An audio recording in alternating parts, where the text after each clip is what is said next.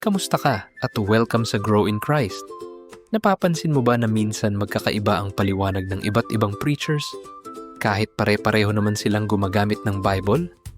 May nagsasabing tama ang isang teaching, pero may iba namang kabaligtaran ang itinuturo. Kaya ang tanong, sino ang tama? Sa lesson na ito, pag-uusapan natin ang exegesis, eisegesis, narcigesis, at sa huli ay ang hermeneutics, para malaman natin kung paano ba talaga dapat intindihin ang salita ng Diyos. Kung ang exegesis ay kumukuha ng kahulugan mula sa Bible, ang eisegesis naman ay naglalagay ng sariling kahulugan sa Bible.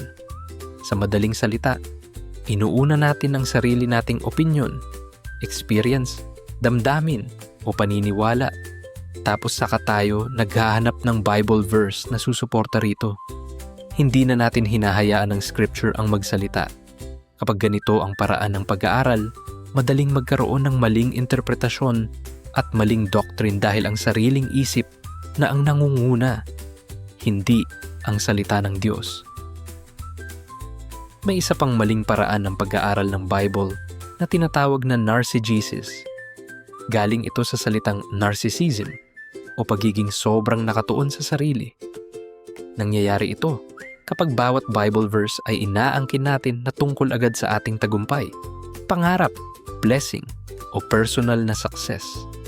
Pero ang totoo, ang pangunahing bida ng Bible ay hindi tayo. Ang sentro ng buong kasulatan ay ang Diyos at ang ginawa ni Jesus para sa ating kaligtasan. Kapag tayo ang ginawang sentro ng bawat verse, nawawala ang tunay na mensahe ng Ebanghelyo.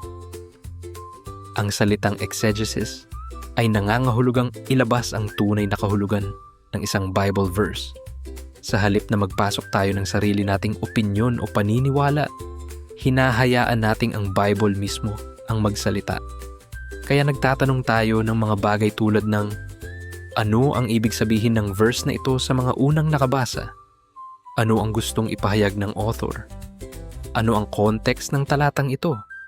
Ang purpose ng exegesis ay maintindihan muna natin ang original na mensahe ng Diyos bago natin ito i-apply sa ating buhay. Ito ang foundation ng faithful at tamang pagtuturo ng Scripture. Ngayong alam na natin ang exegesis, eisegesis at narcigesis, ang tanong naman ay, paano natin masisigurong tama ang interpretation natin? Dito pumapasok ang hermeneutics. Ang hermeneutics ay ang pag-aaral ng mga prinsipyo o rules kung paano ang tamang pagbibigay kahulugan sa Bible. Dito natin isinasaalang-alang ang context, history, culture, grammar, uri ng literature, at kung sino ang author at ang original audience. Sa madaling salita, ang hermeneutics ang gabay na tumutulong para maging tama ang ating exegesis at maiwasan ang eisegesis at narcigesis. Kapag tama ang hermeneutics natin, mas magiging faithful tayo sa tunay na mensahe ng Diyos mula sa Bible at mas maiiwasan nating maituro ang maling aral. Kaya sa tuwing magbabasa tayo ng Bible, huwag agad tayong magtanong ng ano ang ibig sabihin nito para sa akin? Mas magandang itanong muna, ano ang ibig sabihin nito sa original na author at sa mga unang nakabasa? Kapag naintindihan natin ang original na mensahe, saka natin isipin kung paano ito ia-apply sa buhay natin ngayon. Tandaan, interpretation muna bago application. Ito ang isa sa pinakamahalagang prinsipyo sa tamang pag-aaral ng salita ng Diyos. Isa pang mahalagang paalala, ang tamang pag-aaral ng Bible ay laging nagtuturo kay Jesus. Hindi ito tungkol sa kung paano tayo yayaman, magiging successful, o maaabot ang lahat ng pangarap natin. Ang buong kwento ng Bible, mula Genesis hanggang Revelation, ay tungkol sa plano ng Diyos para iligtas ang tao sa pamamagitan ni Jesus.